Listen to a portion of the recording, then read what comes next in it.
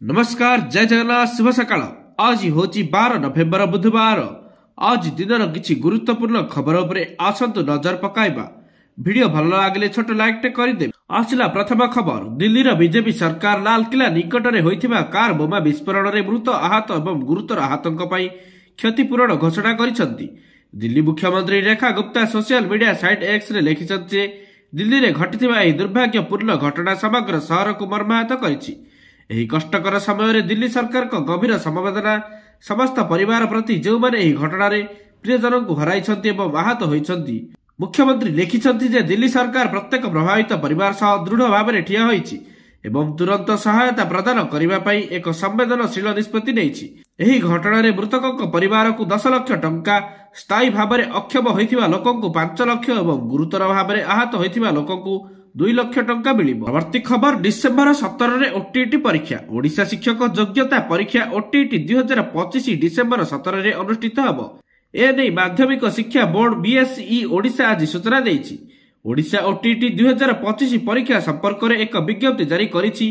Odisha BSE एवं December 17 बुधवार 2टी shift रे योग्य प्रार्थी माने परीक्षा देबे।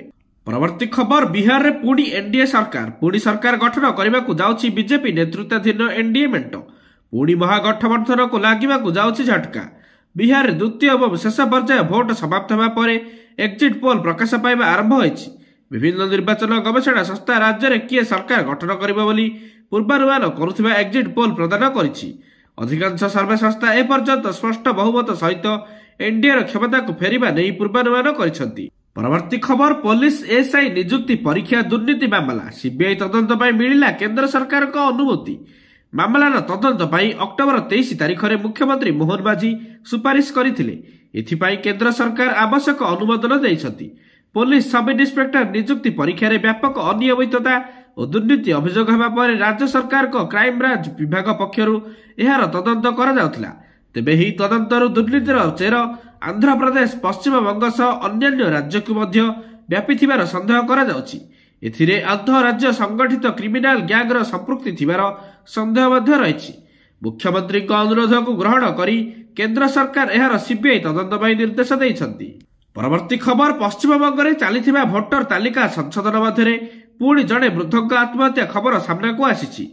दक्षिण दिनाजपुर शांत गाँव मंगलवार दिन 65 वर्षीय भस्मान मंडल निज घरे फांसी लगाई आत्महत्या करिसंती। परिवार लोकक अभियोग रहिछि कि भोटर तालिका रे तांकर जाति भूल रहिछि और तांको विदेशी बोली घोषणा करजिबा डर रे से आत्महत्या करिसंती।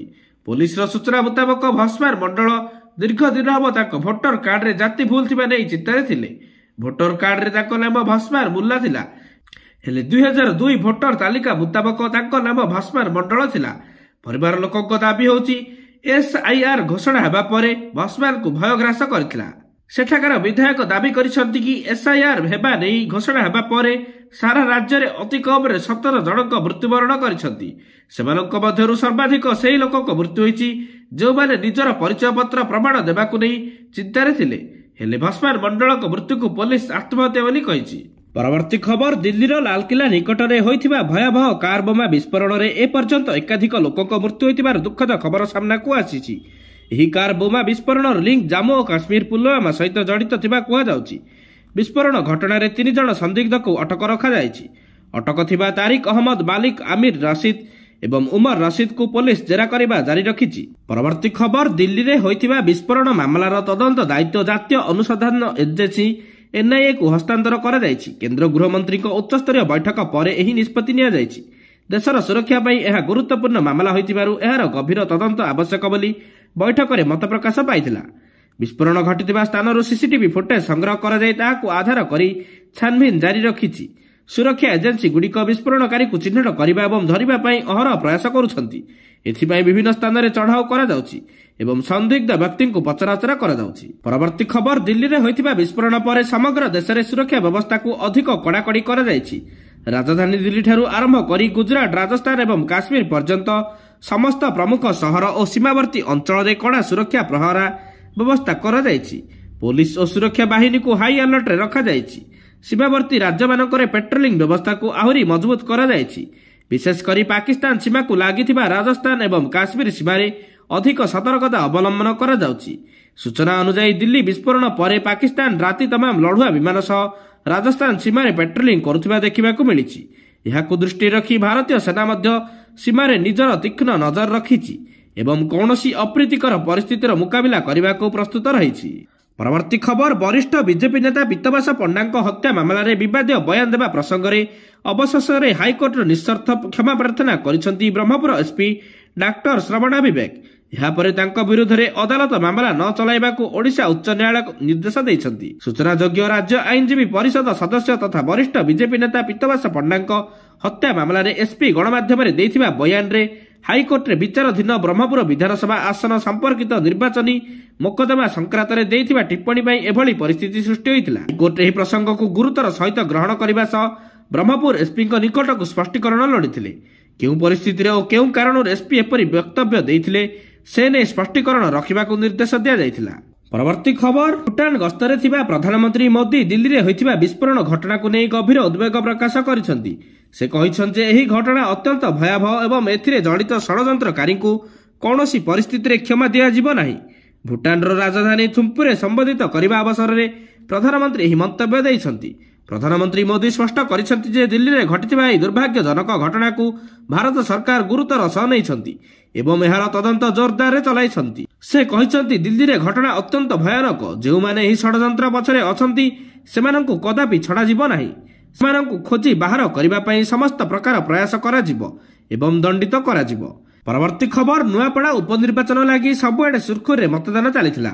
ଆଇନ ଶୃଙ୍ଖଳା ପରିସ୍ଥିତି ନେଇ ଖବର ନାହିଁ। ତେବେ ଏହାରି ଭିତରେ ଏକ ବଡ଼ ଖବର ସାମ୍ନାକୁ ଆସିଛି। ଜଣେ ପ୍ରିଜାଇଡିଂ ଅଫିସରକୁ ଜିଲ୍ଲାପାଳ ତଥା ଜିଲ୍ଲା ନିର୍ବାଚନ ଅଧିକାରୀ ନିଲମ୍ବନ କରିଛନ୍ତି। ଏନେଇ ମୁଖ୍ୟ ନିର୍ବାଚନ ଅଧିକାରୀ ଆର୍ଏସ୍ ଗୋପାଳନ ସୂଚନା ଦେଇଛନ୍ତି। ସେ କହିଛନ୍ତି ଯେ 36 ନମ୍ବର ବୁଥରେ କାର୍ଯ୍ୟରତ ଧନଞ୍ଜୟ ମଲ୍ଲିକଙ୍କୁ ନିଲମ୍ବିତ କରାଯାଇଛି। ଭୋଟରଙ୍କୁ ସହାୟତା ନାଁରେ ନିଜେ ଭୋଟ ଦେଉଥିଲେ ପ୍ରିଜାଇଡିଂ ଅଫିସର।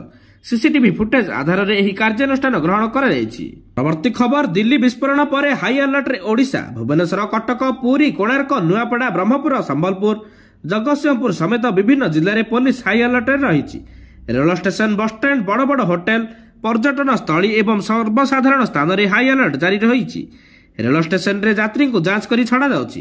ଏନେଇ ସୂଚନା ଦେଇଛନ୍ତି ଡିଜିପି ୱାଇବି ଖୁରାନିଆ। ବାଲିଯାତ୍ରାରେ ହଜାର ହଜାର ଲୋକ ସାମିଲ ହୋଇଥିବାରୁ ସେଠାକୁ ଯାଇ ସ୍ଥିତିର ଅନୁଧ୍ୟାନ କରିଛନ୍ତି ଡିଜିପି। ପୁରୀରେ ବି ହାଇ ଆଲର୍ଟ ଜାରି ହୋଇଛି। ବେଳାଭୂମି, ସମୁଦ୍ରକୂଳ ଓ ବଡ଼ଦାଣ୍ଡରେ ହାଇ ଆଲର୍ଟ ଜାରି କରାଯାଇଛି। ଶ୍ରୀମନ୍ଦିର ଚତୁଃପାର୍ଶ୍ୱ, ରେଲୱେ ଷ୍ଟେସନ, ବସ୍ଷ୍ଟାଣ୍ଡରେ ସୁରକ୍ଷାକୁ ବଢ଼ାଯାଇଛି।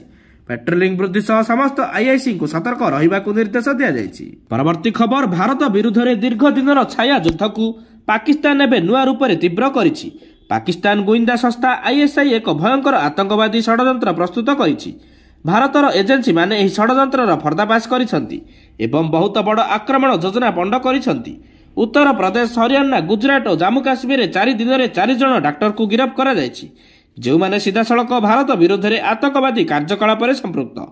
ଦିଲ୍ଲୀର ଆଜାଦପୁର ମଣ୍ଡି, ଅହମ୍ମଦାବାଦର ନାରଦା ବଜାର ଓ ଲକ୍ଷ୍ନୌର ଆର୍ଏସ୍ଏସ୍ ମୁଖ୍ୟାଳୟ ଭଳି ଜନଗହଳି ସ୍ଥାନରେ ରିସିନ୍ ମିଶ୍ରିତ ରାସାୟନିକ ଆକ୍ରମଣ ଓ ଶକ୍ତିଶାଳୀ ବୋମା ବିସ୍ଫୋରଣ ଯୋଜନା କରୁଥିବା ଏକ ଜଟିଳ ନେଟୱାର୍କ ସ୍ଲିପର ଏଜେଣ୍ଟ ଭାବେ ଏହି ଡାକ୍ତରମାନେ କାର୍ଯ୍ୟ କରୁଥିଲେ। ସେଠାରୁ 2900 କିଲୋଗ୍ରାମରୁ ଅଧିକ ଆମୋନିୟମ ନାଇଟ୍ରେଟ୍ ବିସ୍ଫୋରକ ଜବତ ହୋଇଛି, ଯାହା ଗଣବିଧ୍ୱଂସୀ ବୋମା ବିସ୍ଫୋରଣ ପାଇଁ ଯଥେଷ୍ଟ। ଏହା ସହ 2 ଲିଟର ଅତି ମାରାତ୍ମକ ରସାୟନ ଜବତ ହୋଇଛି, ଯାହା ସାଇନାଇଡ୍ ଠାରୁ 6000 ଗୁଣ ଅଧିକ ବିଷାକ୍ତ ରିସିନ୍ ତିଆରି ପାଇଁ ହୋଇଥିଲା। ଏହା ସହ ବହୁ ସଂଖ୍ୟାରେ ଅତ୍ୟାଧୁନିକ ପିସ୍ତଲ, AK-47 ଓ ଅଟୋମେଟିକ୍ ରାଇଫଲ ଆଦି ଜବତ ହୋଇଛି। ପରବର୍ତ୍ତୀ ଖବର, ଦିଲ୍ଲୀ ବିସ୍ଫୋରଣ ପରେ ବିରୋଧୀ ଦଳ ସରକାରଙ୍କ ଉପରେ ଆକ୍ରମଣ କରିବା ଆରମ୍ଭ କରିଛନ୍ତି। କଂଗ୍ରେସ ସମେତ ଅନେକ ବିରୋଧୀ ଦଳ ଗୃହମନ୍ତ୍ରୀ ଅମିତ ଶାହାଙ୍କ ଠାରୁ ଜବାବ ମାଗିଛନ୍ତି। କଂଗ୍ରେସ ମୁଖପାତ୍ର ସୁପ୍ରିୟା ଶ୍ରୀନାଥ କହିଛନ୍ତି ଯେ ଅମିତ ଶାହା ଜଣେ ବିଫଳ ଗୃହମନ୍ତ୍ରୀ। 7 ମାସରେ 41 ଜଣଙ୍କ ଭାରତୀୟଙ୍କ ମୃତ୍ୟୁ ହୋଇଛି। କଂଗ୍ରେସ ନେତା କହିଛନ୍ତି ରାଜଧାନୀ ଦିଲ୍ଲୀରେ ଏକ ବୋମା ବିସ୍ଫୋରଣରେ 12 ଜଣଙ୍କ ମୃତ୍ୟୁ ହୋଇଛି। ଗତକାଲି ହିଁ ଫରିଦାବାଦର 360 କିଲୋଗ୍ରାମ ବିସ୍ଫୋରକ ଜବତ କରାଯାଇଥିଲା। ଏହା ସେଠାରେ କିପରି ପହଞ୍ଚିଲା? ବିପର୍ଯ୍ୟୟ କେତେ ଗମ୍ଭୀର ହୋଇପାରେ? ପ୍ରାୟ 7 ମାସ ପୂର୍ବରୁ ପହଲଗାମରେ ଏକ ବର୍ବର ଆତଙ୍କବାଦୀ ଆକ୍ରମଣ ହୋଇଥିଲା ଏବଂ ଏବେ ଏହା ଦିଲ୍ଲୀରେ ଘଟିଛି। ଏଥିପାଇଁ କିଏ ଦାୟୀ? ପରବର୍ତ୍ତୀ ଖବର, ପାକିସ୍ତାନରୁ ଏକ ଗୁରୁତ୍ୱପୂର୍ଣ୍ଣ ଖବର ସାମ୍ନାକୁ ଆସିଛି। ଗଣମାଧ୍ୟମ ରିପୋର୍ଟ ଅନୁଯାୟୀ ପାକିସ୍ତାନର ଇସଲାମାବାଦରେ ସେକ୍ଟର G11 ସ୍ଥିତ ହାଇକୋର୍ଟ ନିକଟରେ ଏକ ଭୟଙ୍କର ବିସ୍ଫୋରଣ ଘଟିଛି। ଏହି ବିସ୍ଫୋରଣଟି ଏକ କାରରେ ହୋଇଛି। ଏହି ଘଟଣାରେ 12 ଜଣଙ୍କ ମୃତ୍ୟୁ ହୋଇଥିବା ବେଳେ 12ରୁ ଅଧିକ ଲୋକ ଆହତ ହୋଇଥିବା କୁହାଯାଉଛି। ସ୍ଥାନୀୟ ପୋଲିସ ଅନୁଯାୟୀ ମଙ୍ଗଳବାର ମଧ୍ୟାହ୍ନ ପ୍ରାୟ 12:30 ସମୟରେ ବିସ୍ଫୋରଣ ଘଟିଥିବା ଜଣାପଡ଼ିଛି।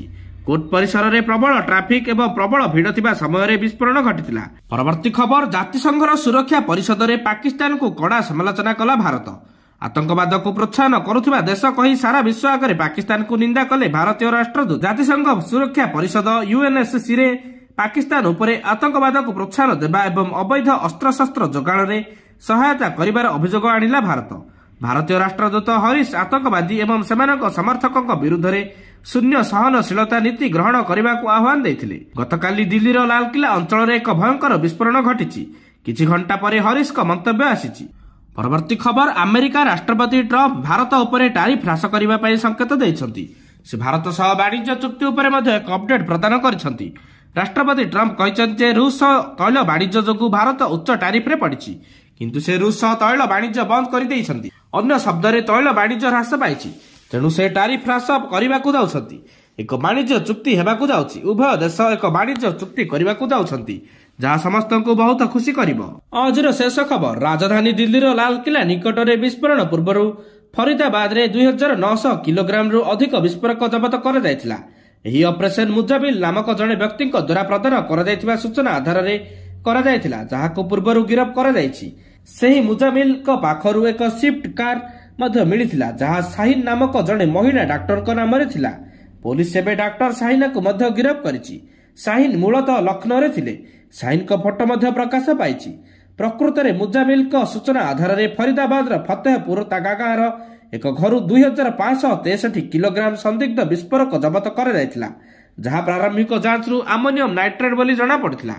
ଏହି ଘରଟି ଧୌଜ ଗ୍ରାମ ମସଜିଦ ଧର୍ମଗୁରୁ ହାଫିଜ ଇସ୍ତିଆକ ନାମକ ଜଣେ ବ୍ୟକ୍ତିଙ୍କର ଥିଲା। ପୋଲିସ ହାଫିଜ ଇସ୍ତିଆକଙ୍କୁ ମଧ୍ୟ ଅଟକ ରଖିଛି।